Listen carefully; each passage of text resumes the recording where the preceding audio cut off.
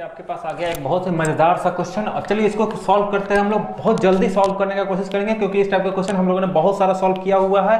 आपको पैटर्न याद होगा, कॉन्सेप्ट याद होगा कि इस क्वेश्चन को किस तरीके से सॉल्व करना है। देखिए ए और बी एक साथ मिल करके काम कर रहा है, तो ए प्लस बी कर लेंगे कितना दिन में, 30 दिन में। ए अकेले कर रहा है 50 दिन में। एलसीएम ले लेंगे, आपका टोटल काम होता है, टोटल काम आपका 150 हो जाएगा। एक दिन का क्षमता निकालेंगे तो ये 5 हो जाएगा और ये 3। अब आपको सोचना है कि ए और बी मिल करके एक दिन में 5 काम कर रहा है, जिसमें से ए अकेले 3 काम कर रहा है। तो आपको पता हो जाएगा कि बी का जो क्षमता आएगा वो कितना आएगा, एक दिन में मात्र 2 काम करने का। क्योंकि ए और बी मिल करके 5 काम और ए अकेले 3 काम, तो बी स्वाभाविक बात है कि 2 काम करेगा एक दिन में। अब आपको बताना है कि बी अकेले उसी काम को कितना दिन में करेंगे। तो ये महाराज जो बी है ये आपको पूरे काम का ठेका ले लिया और इसका क्षमता, पूरा काम करने का मतलब 150 काम है पर डे। अगर ये 2 काम करेगा तो इसको लग जाएगा कितना दिन, 75 दिन। आपका इस क्वेश्चन का आंसर। बहुत ही जल्दी इस क्वेश्चन को सॉल्व करना था और आप आई होप कि आपको ये तरीका अच्छे से पता होगा। नहीं पता होगा तो फिर से ध्यान दे देंगे, आपको इस समझ में आ जाएगा। आगे से टाइम एंड वर्क के क्वेश्चन को इसी प्रकार से सॉल्व करना है, बहुत जल्दी सॉल्व होगा। चलिए बढ़ते हम लोग अगले क्वेश्चन। तो ये फिर से हम लोग आ गए हैं प्रॉफिट और लॉस के क्वेश्चन पे और ये क्वेश्चन बहुत ही आसान सा क्वेश्चन है। ध्यान रखेंगे कि सुजीत ने 800 रुपए प्रति कुर्सी के मूल्य पर 6 कुर्सी खरीदा। तो 800 के हिसाब से अगर 6 कुर्सी खरीदेगा तो कितना रुपए उसको देना पड़ेगा, 4800 रुपया में केवल कुर्सी खरीदा है। और कहा कि 1200 रुपए में एक मेज खरीदा, तो मेज कितना में खरीद लिया, 1200 में एक मेज खरीदा। तो टोटल जो उसका कॉस्ट प्राइस होगा, खरीदारी उसका कितना पड़ा होगा, 48 और 12 6000 रुपया। 6000 रुपये में उसका क्या हुआ, सारा चीज खरीद करके आ गया वो। अब क्या हुआ कि उसको पसंद नहीं आया तो वो क्या कर दिया, बेचा इसको। तो जब बेचा तो उसको वो सारा चीज यानी कि जितना भी चीज खरीदा था, टेबल और कुर्सी मिला करके, वो सबको कितने रुपए में हुंडिया बेच दिया, तो 7200 रुपए में वो बेच रखा है। कितने में बेच दिया है, 7200 में। भाई मेरे 6000 में खरीद के लाया, 7200 में बेच दिया। बहुत चालाक है, यानी कि 1200 रुपए का वो क्या कर लिया, प्रॉफिट कमा लिया। आपको प्रॉफिट का परसेंटेज पूछ रखा था।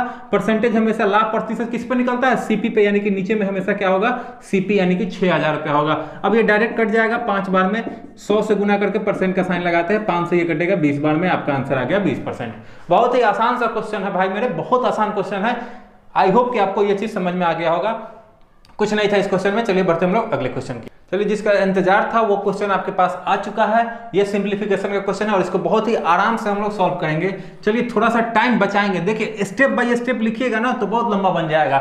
थोड़ा सा माइंड को एक्टिव रखिए और माइंड में ही कैलकुलेशन करके देखिएगा। यहाँ देखते हैं हम लोग कि ये हो जाएगा पहले 7 दूना 14 6 20/7। दिमाग में बैठा रखिएगा 20/7। अब यहाँ पे क्या है, 5 चुका 20 और 1 21/5। अब थोड़ा सा रखेंगे यहाँ पे हम 20/7 का मतलब होता है गुना, ये हो गया 21/5।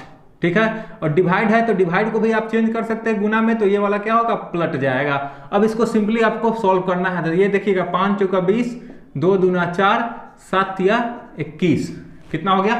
ठीक है, तो अब ये कितना दे देगा, 3 तिया 9 दूना 18, यानी कि ये वाला पूरा का पूरा वैल्यू कितना आ गया, 18 आ गया।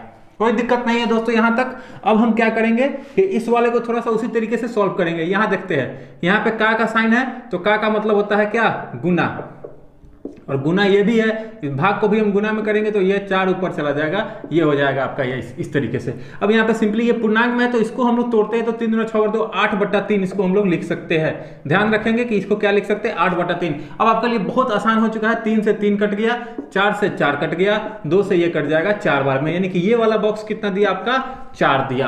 अब आपको इसको सॉल्व करना है तो 9 × 5 = 45 और एक कितना हो जाएगा, 46। 46/9 ये गुना है। ठीक है, और ये क्या है, डिवाइड है।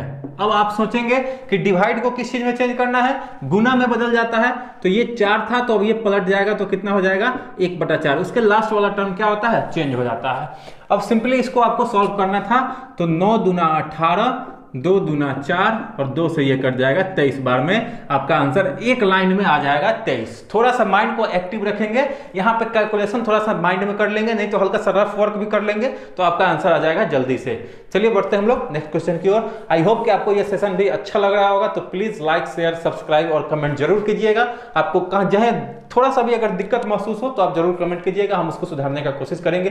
दोस्तों ये मेरा हमारा नया चैनल है, तो प्लीज इसको थोड़ा सा ग्रो करवाइए। व्यूज बहुत कम आ रहा है तो अपने दोस्तों के पास शेयर कीजिए, दोस्त रिलेटिव्स फ्रेंड्स जितने भी है सभी के पास शेयर कीजिए, इसको ग्रुप में डाल दीजिए, जहां भी डालना है आप इसको वीडियो को सोशल मीडिया पर डाल सकते हैं। बिल्कुल मेरी तरफ से फ्री है और थोड़ा सा सपोर्ट कीजिए ताकि हम और अच्छे से इसको आपके सामने पेश कर सके। चलिए बढ़ते हैं हम लोग अगले क्वेश्चन की ओर ध्यान देंगे। फिर से आपका प्रॉफिट लॉस का ही क्वेश्चन है और वही क्वेश्चन जो अभी थोड़ा देर पहले हम लोग या फिर पिछले वीडियो में हम लोगों ने देखा था कि फ्लैट वाला क्वेश्चन था। ठीक है, फ्लैट का दाम 65 लाख था, हर साल इतना परसेंट कम ही हो रहा था। लेकिन वही क्वेश्चन को सेम ये भी वही क्वेश्चन है। यहाँ पे क्वेश्चन करा कि अमित ने विमल को एक अलमारी बेचा, 10% प्रॉफिट लिया, फिर विमल ने उसको चेतन को बेच दिया, वो भी 10% का प्रॉफिट लिया। चेतन अगर उसको खरीद रहा है इतने रुपए में, कितने में, 1452, सॉरी यहाँ पे कुछ मिस्टेक है, चलिए 14,520 रुपए में खरीद रहा था, यहाँ पे मिस्टेक हो गया था। 14,520 रुपए में कौन खरीदा? चेतन, सबसे लास्ट वाला। देखिएगा, ध्यान दीजिएगा, ये चेन रूल का नियम, मतलब कि चेन रूल हो रहा है कि सबसे पहले कौन खरीदा? अमित खरीदा, अमित बेचा विमल को, विमल बेचा चेतन को, तो ये चेन टाइप का बन रहा है। अगर लास्ट वाला का वैल्यू दे रखा है कि लास्ट वाला का क्रय मूल्य कितना है, 14,520, आपको शुरुआत वाला का पूछ रहा है कि भाई अमित जो स्टार्टिंग में खरीदा था वो कितना में खरीदा था। तो अगर इस टाइप का क्वेश्चन है कि लास्ट वाला का दिया हुआ हो, शुरू वाला का क्रय मूल्य पूछ ले, तो क्या करेंगे, सब कोई 10-10% का प्रॉफिट ले रहा है तो 110% वो बेचा होगा, तो अब क्या करेंगे, इसको उल्टा कर देंगे, 100 को ऊपर और 110 को नीचे। देखिए 110% का मतलब 110/100 होता है, लेकिन यहाँ पे क्या करना, आपको उल्टा कर देना, 100 ऊपर में चला जाएगा, फिर 2 बार है तो 2 बार हो जाएगा, 100 ऊपर और 110 नीचे। अब सिंपली आप इसको काट लीजिएगा, आपका आंसर आ चुका है। देखिए 00 से ये 00 कैंसिल हो गया। अब देखिए 11 से इसको काट करके देखिए, 11 के में 11 बचेगा 3, 35 11 33 बचेगा 2, 11 दूना 22, यानी कि ये हो जाएगा आपका 1320। फिर अब इस 11 से इसको काटेंगे तो ये हो जाएगा 12 बार में कट जाता है, यानी 120 हो जाएगा। फाइनली आपका आंसर आ जाएगा 120 पे 00, यानी कि 12,000 रुपए किसका पड़ेगा, तो अमित के लिए पड़ेगा। बस कुछ नहीं है क्वेश्चन में, यही चीज अगर अमित का क्रय मूल्य अगर इतना रहता तो हम क्या करते, 14,520 गुना 110/100, 110/100 करते तो आपका चेतन का क्रय मूल्य निकल जाता। चलिए बढ़ते हैं हम लोग नेक्स्ट क्वेश्चन में। ये चेन रूल का क्वेश्चन था, आगे हम लोग बढ़ते हैं अगले क्वेश्चन पे। क्वेश्चन कह रहा है कि 4 मित्र मिल करके ए बी सी और डी मिल करके किसी बिजनेस को शुरू करता है, बिजनेस में पूंजी इन्वेस्ट करता है, जो कि पूंजी का जो इन्वेस्टमेंट है वो किस रेशियो में है, 3, 7, 9 और 13, ए का 3, बी का 7, सी का 9 और डी का 13। तो कहा जा रहा है कि यदि सी का जो लाभ होगा उसका हिस्सा, सी का हिस्सा कितना है, 8910 रुपए है, तो ए और बी के लाभ का कुल हिस्सा क्या होगा। देखिए जितना इन्वेस्टमेंट होता है जिस रेशियो में, उसी रेशियो में प्रॉफिट भी आपका डिवाइड होता है, यानी कि प्रॉफिट का भी जो रेशियो होगा ए बी सी और डी का, वो एकदम बिल्कुल सेम होगा। कितना होगा, जिस रेशियो में आपका पूंजी इन्वेस्टमेंट किया है उसी रेशियो में, ये प्रॉफिट का भी रेशियो यही है। अब यहाँ पे आपको एक चीज दे दिया कि सी का हिस्सा कितना है, 8910, यानी कि सी 9 अनुपात में है, 9 अनुपात का वैल्यू दे दिया 8910, यानी कि 1 अनुपात का वैल्यू यहां से आप काट सकते हैं, 9 9 81 बचेगा 8, फिर 1 यानी कि 81, 9 9 81, यानी 1 अनुपात का वैल्यू कितना हो गया, 990 रुपए। आपसे पूछ लिया बस ए और बी का मिला करके कुल लाभ कितना रुपए होगा, तो ए और बी मिल करके कितना अनुपात में है भाई, तो 3 और 7 10 अनुपात। तब बताइए कि 1 अनुपात का वैल्यू अगर कितना है 990, तो 10 अनुपात का वैल्यू कितना होगा, 1 जीरो और बढ़ जाएगा, यानी कि 9900 रुपया आपका आंसर आ चुका है। बिल्कुल ये ओरली क्वेश्चन ये उड़ जाने वाला था, यानी कि इसमें कलम भी नहीं छूना था आपको, आप आराम से इसका आंसर कर सकते थे। क्वेश्चन को थोड़ा सा आराम से पढ़ेंगे, समझेंगे कि क्या कह रहा है, उसके बाद आप इसको शॉर्ट ट्रिक पे बना सकते हैं। चलिए बढ़ते हैं हम लोग अगले क्वेश्चन।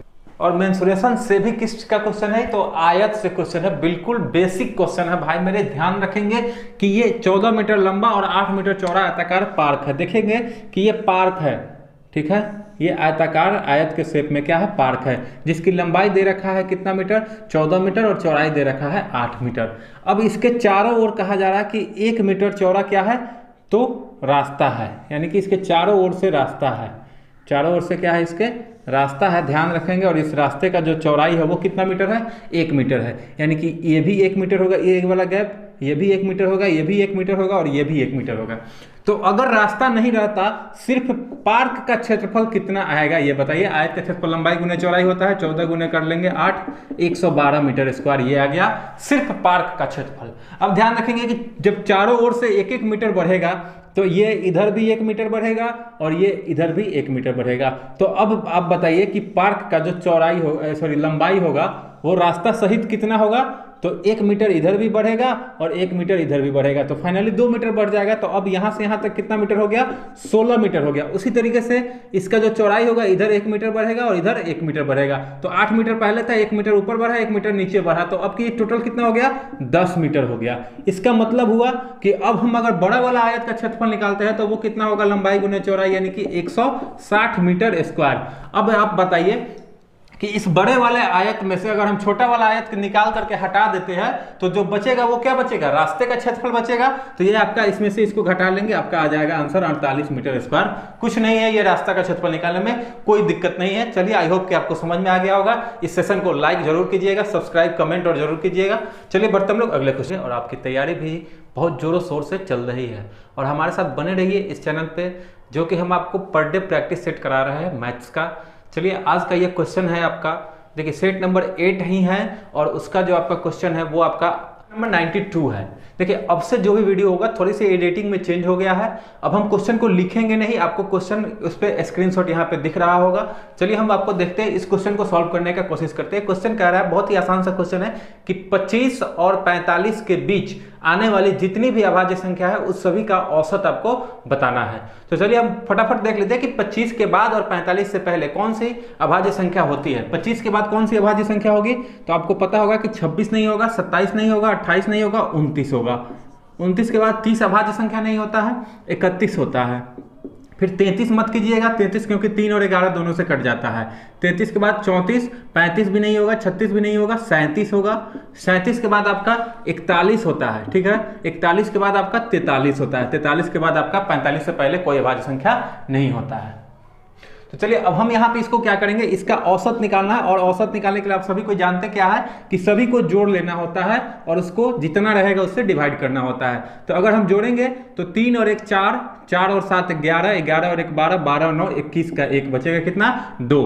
तो 2 और 4 6, 6 4 10, 10 3 13, 13 और 3 16, 16 2 18। अब ये नंबर कितने हैं आपके पास, तो 5 नंबर है, इसको 5 से डिवाइड कर देंगे। आपका आंसर आ चुका है 36.1/5, जो कि आपके पास ऑप्शन नंबर डी में है। आपका ऑप्शन नंबर डी सही हो जाएगा। चलिए, आई होप कि आपको यह क्वेश्चन बहुत ही अच्छा लगा होगा। चलिए बढ़ते हम लोग अगले क्वेश्चन की ओर। चलिए, क्वेश्चन नंबर 93 भी जो आपका है वो भी आपका एवरेज से ही रिलेटेड है। एवरेज का ही क्वेश्चन है और इस क्वेश्चन में थोड़ा सा ध्यान देंगे और बहुत जल्दी से इस क्वेश्चन को आप लोग सॉल्व कर सकते हैं। देखिए क्वेश्चन क्या कर रहा है, यहाँ पे आपको स्पष्ट रूप से दिख रहा होगा। क्वेश्चन है कि गणित की एक परीक्षा में 30 छात्रों का औसत अंक 76 है, यानी 100 में से कितना नंबर आया, तो 76 नंबर आया। लेकिन जब वो मार्क्स कैलकुलेट किया जा रहा था, यानी कि जोड़ा जा रहा था, तो उसमें कुछ गलती दे रखा था। गलती कर दिया क्या, यहाँ पे ध्यान देंगे कि एक छात्र का अंक कितना था, 65 था, लेकिन वो उसको कैलकुलेट क्या किया, 56, यानी कि सही कितना था, 65 होता, लेकिन वो गलत करके क्या उसको कैलकुलेट कर लिया था, तो 56 कर लिया था। अब दूसरे छात्र का फिर वो 2 छात्र के कैलकुलेशन में गलती किया था, यानी कि 48 नंबर था, लेकिन उसको गलती से क्या कर दिया, 84 कैलकुलेट कर दिया। तब उसका जो आपका आया हुआ था एवरेज, वो 300 छात्र का एवरेज कितना दिया हुआ था, तो 76 दे रखा था। एवरेज कितना था, 76। अब यहाँ पे हम सिर्फ गलती और सही, गलती चेक करेंगे कि गलती क्या है, गलती कितना है। देखिए अगर सही सही जोड़ता तो उसको कितना नंबर आता है, उस 2 विद्यार्थी को, तो 113 नंबर आता। लेकिन वो गलती करके जोड़ा तो आया कितना, उसको 140 नंबर आया। ठीक है, यहाँ तक कोई दिक्कत नहीं है। तो भाई वो गलती क्या कर दिया, सही करता तो 113 होता, लेकिन वो 140, यानी कि कितना बढ़ा करके वो लिखा योग में, टोटल योग में, तो आपको बताना है कि 27 बढ़ा करके लिखा। कितना बढ़ा करके लिखा योग में, 27 बढ़ा करके लिखा। इसका मतलब है कि 27 का विद्यार्थी में, पूरे में औसत जब निकालेंगे तो पूरे विद्यार्थी का निकालना होगा। तो 27 को हम 30 से भाग करते हैं। ठीक है, तो 27 को 30 से भाग करेंगे तो ये हो जाएगा 9/10, और 9/10 का मतलब होता है कि 0.9, यानी कि ये जो औसत आपका वो गलती करके दिए हुआ था, जो क्वेश्चन में निकाला था, वो कितना था, तो 76 था। तो वो गलती क्या किया था कि 0.9 बढ़ा करके लिखा था। तो सही जो औसत होगा, यानी कि राइट एवरेज जो होगा, वो कितना आएगा, यहाँ पे ध्यान रखेंगे कि ये बढ़ा करके लिखा था 76, कितना बढ़ा था, गलती कर दिया था 0.9 औसत में। तो ये क्या हो जाएगा, आपका घटेगा, तो ये हो जाएगा 75.1। ये आपका सही आंसर हो जाएगा, आपके पास ऑप्शन में भी मौजूद है। आई होप कि आपको समझ में आ गया होगा। नहीं समझ में आया होगा, इस क्वेश्चन को थोड़ा सा पीछे कर लीजिएगा वीडियो को, थोड़ा सा उसके बाद में फिर से देखिएगा, आपको समझ में आ जाएगा। चलिए बढ़ते हैं हम लोग अगले क्वेश्चन।